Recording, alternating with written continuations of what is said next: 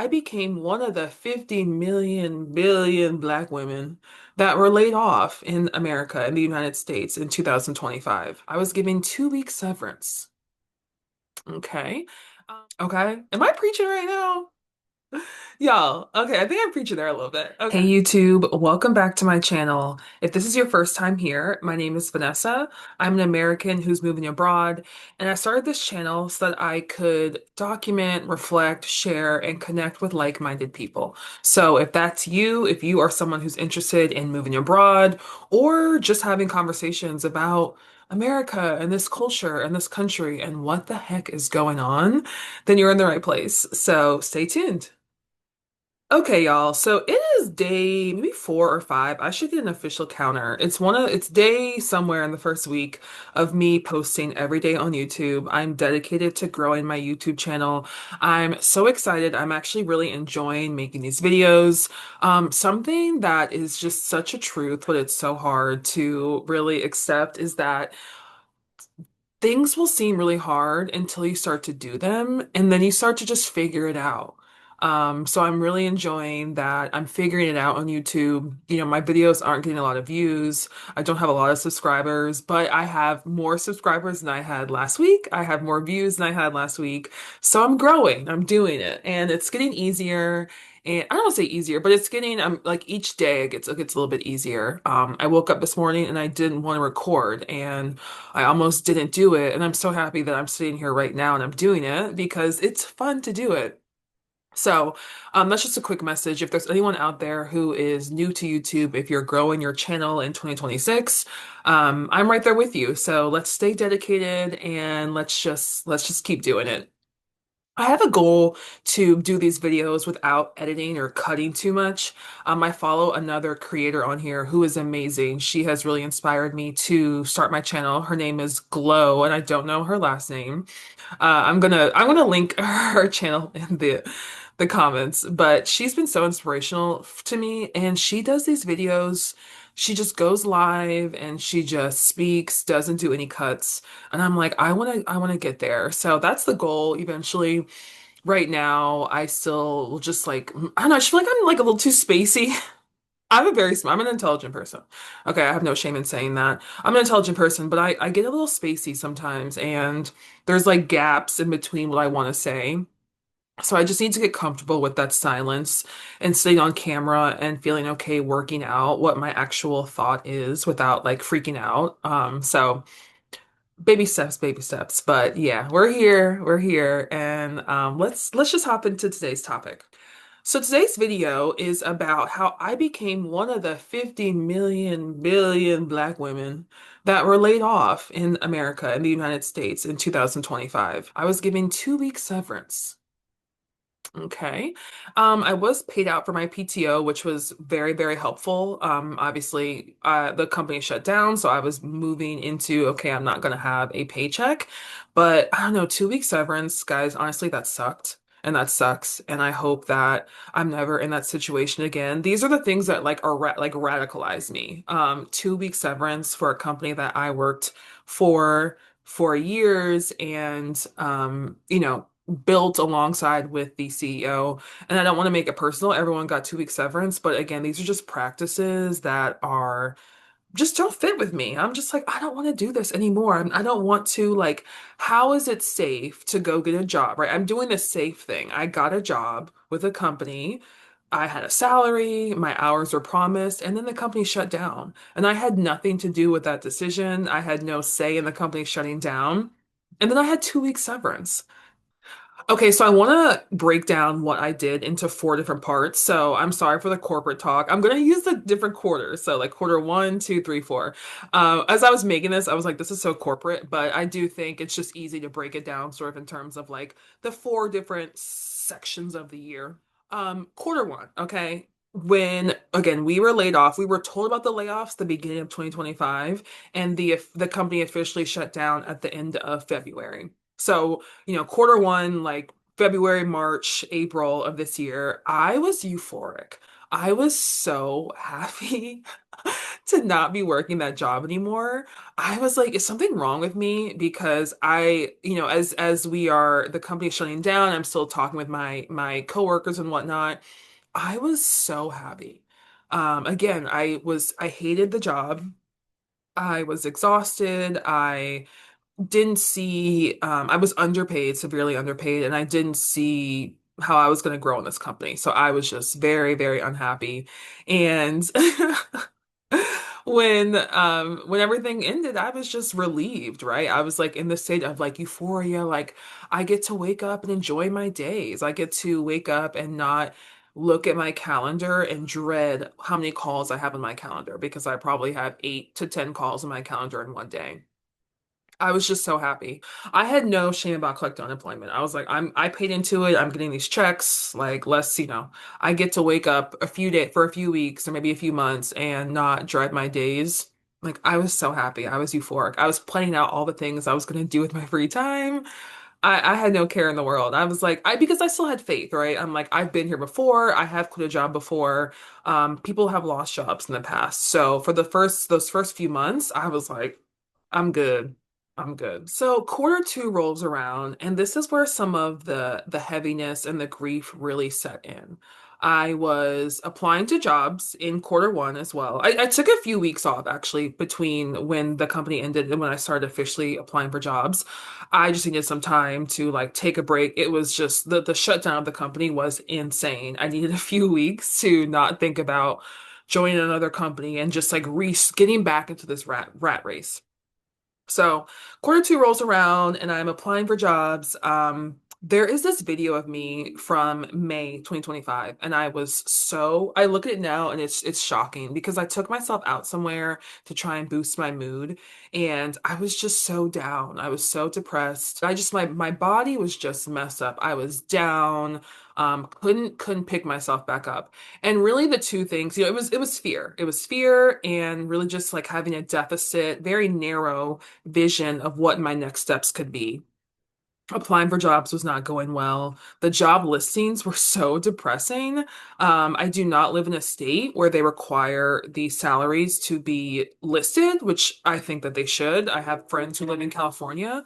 It might be the only state that requires that right now, but not applying for jobs that don't have a salary posted for me, it's like welcoming nonsense. Like I'm not going to do it. Like I want to work here to get paid. So you not telling me how much the job pays before I even start the application, that's the kind of nonsense that I am no longer entertaining moving forward. So, seeing the jobs was just very, very upsetting. The salaries, not seeing the salaries, what people were asking. I say this a lot in my day to day. I feel that we have gotten to this place where we're so used to computers, especially with AI, and the computers work at rapid pace. They don't need days off. They don't, have periods. They don't have family members. And I think with that, we have really lost a part of like human, like we've just lost touch with humanity. And the job applications are asking for the craziest things, literally wanting you to be Chat GPT. Like I feel like the job, the applications, like what they're asking you to do, be a Swiss Army knife, wear multiple hats. It's like, how many jobs do you want me to do? Also, a lot of jobs I previously worked in client success, and a lot of the jobs are being moved out of the United States. So that was also very depressing to see as I'm scrolling LinkedIn and Indeed. It also was also depressing too because LinkedIn and Indeed are not what they used to be. So I felt like the jobs I was applying to, I never heard back. I started getting scam texts pretty early on when I applied for jobs, and that made me very angry because it just feels like these platforms are just selling our data. I'm like, why? It felt like as soon as I signed up for Indeed, I started getting scam texts about job opportunities. So, again, this is where I'm really spiraling. Things were really, really bad, just really, really heavy. I was just upset. I didn't see a path forward. Um, And I think so many of my days that it was that the days would go by quickly and I wouldn't get anything done because I would just be in a spiral with, I know I need to apply for X amount of jobs so that I can get a job. But when I would actually put myself in front of the computer and apply for jobs, they would be so depressing. I would have no excitement to actually do the job. So I'm telling myself, or I'm asking myself, why am I signing up? Why am I putting so much energy to go back into a place that I know I don't want to be? I just left a really, really difficult fallout of in corporate America of the startup that I worked for. And even before that, I had a pretty difficult time working in nonprofit. So when I'm thinking about going back, I just was like, I can't. I was so upset and the grief really set in. It was just like a sadness for a few weeks. I don't want to say it was all of quarter 2, but for a few weeks, and I feel like the days went by so fast. I don't even know what I was doing. I was just very, very upset, and it felt like nothing was lifting me up, and it was really, really difficult. Quarter 3 comes, and this is what I call the acceptance chapter. One day, and I remember where I was this day. I took myself out again. When the this grief is happening, I'm in therapy. Shout out to my therapist. Woo! Shout out to her. Love you. I'm in therapy, so I know that I need to do things for myself to keep myself, like go. I need to do good, nice things for myself. I need to get out the house. I need to go see art. I need to be in nature. I'm doing all of these things to really fight the grief. And I took myself out one day and I just had this epiphany. And I was like, I'm unemployed right now. This is true. This was back then. And that's a truth. And I can just accept that truth and try and live my best life and enjoy my days and make the most of it. Or I can literally like make myself feel worse, like pile up the bad feelings, the shame and the guilt by feeling bad about myself for being here.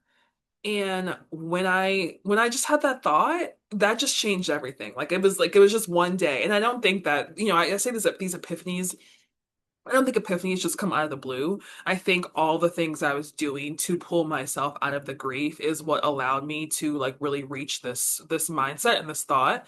But it just hit me one day that I'm not going to be mean to myself because I'm unemployed. I'm trying my best, like so many of us are, and I'm working towards building a life that I am happy with. So something that was very, very difficult and this is where I was stuck in this step for a while, was being empowered in the decisions that I knew were right for my life. So by having boundaries and saying I'm not going to apply to a job that doesn't list the salary range, it was difficult for me because I felt like that's my truth and I know that I'm not going to entertain that. But then there's also like a little bit of guilt or like, well, who do I think I am? Like, do I really deserve that? I do. I do. And everyone does, right? The boundaries we set for ourselves, yes, we deserve those boundaries. But yeah, one day I accepted that this is where I am and I can change it. There are things that I can do to change it and to move out of this state, but being mean to myself is not one of the things that's going to help. So, quarter 3 was my quarter of acceptance. I just one day it hit me that I'm here, this is where I am, and I'm going to make the most of it. And this time period was a lot of fun. I was outside more. The weather was great. And I also had a really, really fun sort of like burst of creativity. I was posting on Instagram a lot, which was fun. I think every day for a while. I was posting on Instagram every day for a while, which was fun. And it's something that I figured out through that actually helped me with YouTube is that once I got into the flow of posting, then I knew what to post. It was like more ideas come to mind, your posts get better. I kept getting stuck like in the initial sort of like stage of posting where I'm like, well, it looks bad. And yeah, they did look bad, but like the one I did on day 30 looks way better than the one I did on day one. So I was really having fun. Like I was being creative.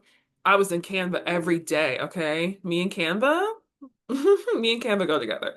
But yeah, this quarter 3 was like I accepted it. I was creative. I was really just like putting out a lot of positive thoughts into myself, into myself. I was pouring more positivity and acceptance into myself. One major thing that I did at the end of quarter two that bled into this acceptance too was I started working with a coach. I'm going to make another video about the things I did in 2025 that really just like leveled me up, but working with a coach was one of them. This was such an amazing investment in myself. And I will say, I'm honestly very proud of myself for even spending the money to make that investment in myself. Something in me told me that I was worth it. And it was something that maybe last year I think I wouldn't have done it, especially when I had just been laid off. Like working with a coach, there is a financial piece of it. It's not inexpensive. But I just something in me was like, I need this. I knew I needed it. I actually had at the end of 2024, before my layoff, I had made goals for 2025, and working with a coach was one of them. So I would recommend working with a coach to so many to anyone.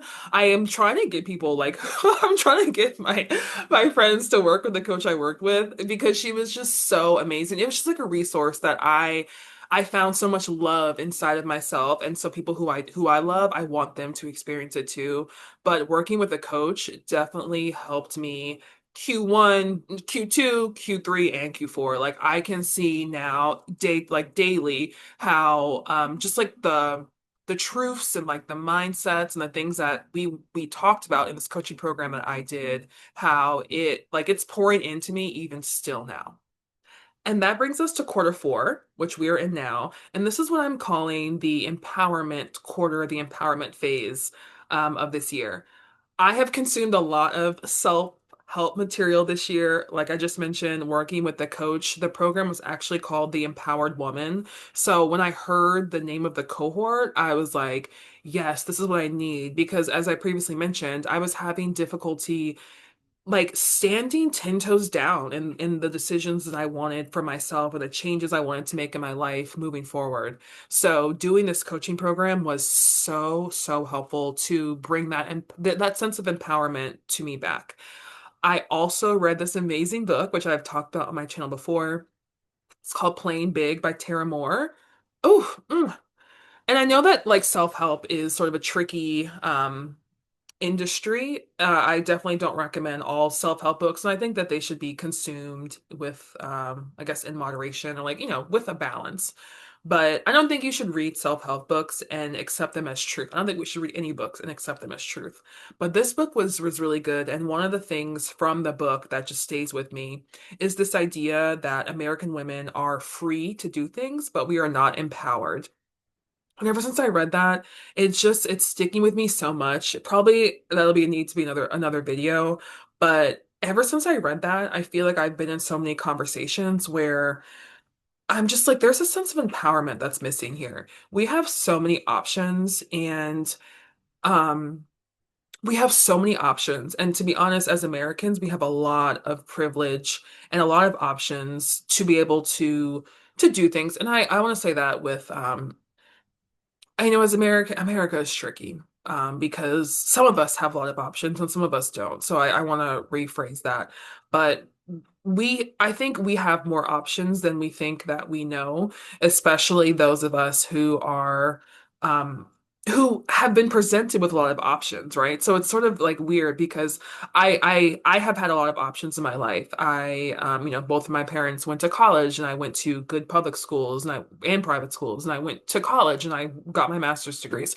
I have a lot of options. And even still, I still moved about the world with a very limited perspective of what I could see myself doing. And I think a lot of us struggle with this. I think we have been told like you can be this, you can do this, you can do that. And like that's it. And it's like, well, if there's only four things that I can be, how am I really empowered? How am I actually free to do things? So that's something that when I read that in that book, it's just really stayed with me. And I keep thinking about it. What do you guys think about that? Have any of y'all read that book, Plain Big? And what do you think about that statement that American women are free to do things, but we are not empowered. There are so many things we can do in this world, and I think you will meet women who are incredibly empowered. And I'm so inspired by these types of people, people who are doing different things from what their parents did, people who start their own business, people who like do things that 99% of other people wouldn't do. I think even posting on YouTube is something that most people wouldn't do. For me, I'm like, okay, I'm empowered. I'm posting on YouTube. And, ultimately in quarter four, I decided to make my move abroad. And this is something that I say it was a decision of empowerment for me because I know a year ago I would not have made the decision simply because of what my current day to day looks like as I'm moving. So I've mentioned this before, but I had told myself, I need to do this, I need to do that, I need to be making this much money, I need to have my credit card paid off, all of these things before I move abroad. For a while, I was telling myself I need to have a spouse. I don't even know why I was telling myself that. But ultimately, I believe, from a lot of the things from the help of my coach, my therapist, all these books I've read, my family, my loved ones, people who have poured into me so much this year, and also me, I've poured into myself too. That's allowed me to make this decision to do it. Even when I first got the offer in May, I was like, like I was telling myself that I couldn't do it and I couldn't figure it out. And now I'm like, well, I'm going to figure it out, and I trust myself that I'm going to figure it out. I'll say one thing that I think really helps me with building trust in myself and then ultimately feeling more empowered in my decisions is I don't want to spend too much time looking back, right? I'm very big on the present. However, when I look back to where I have been and to where I have gotten, I remind myself, I have been through hard times. I have been laid off. I have quit jobs. I have not gotten jobs. I have been declined, all these types of things, but I figure it out, right? I found a new path. I've always had food to eat. I've always had a roof over my head. Thank God. So these are things that when I look back and see, yes, there might be sort of scary things ahead, but I know that I can handle them because I've handled them before. That has really built up so much trust in myself. It's empowered me to make the craziest decisions. Like I'm like, I can do anything. I can do anything. And that's where I am right now in quarter four at the end of this year, just feeling so, so, so empowered. Like I can do anything. And ultimately, I want, this channel, that's what I want the message of this channel to be too. We can do anything. Like we can do anything we put our minds to. If we want to grow our YouTube channel, we can do it. If we want to move abroad, we can do it.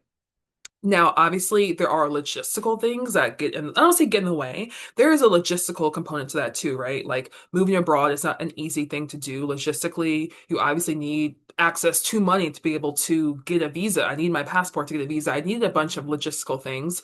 I had to figure out how I'm going to make money abroad, which I will make another video about as well too.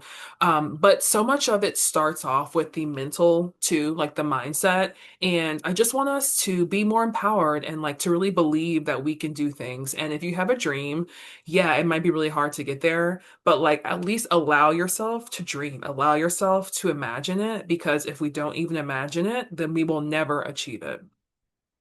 Okay? Am I preaching right now? Y'all, okay, I think I'm preaching there a little bit. Okay. So yeah, that's the end of this video. I started this year as one of the 50 million billion black women that were laid off. I think on paper, like I still am one of those women because I'm not working for a corporate company. I'm leaving. I am leaving. I'm out of here. And it was a challenging year, but I sit here now and I'm like, I made it through this year, okay? And I can make it through another year. So if you're one of those women who were laid off this year or last year, or maybe you're considering making a leap or doing anything, you can do it. And the belief that you can do it, the plan starts off with the belief, like with the mindset. All right. This is so fun. I hope you guys like this video. If you made it to the end, because I was talking a little bit. I don't know how long this video is, but I was talking a little bit more than I wanted to. So if you made it this far, please give it a thumbs up. And comment below, what do you all think? Have you been unemployed before? What was your year like if 2025 was your year of unemployment?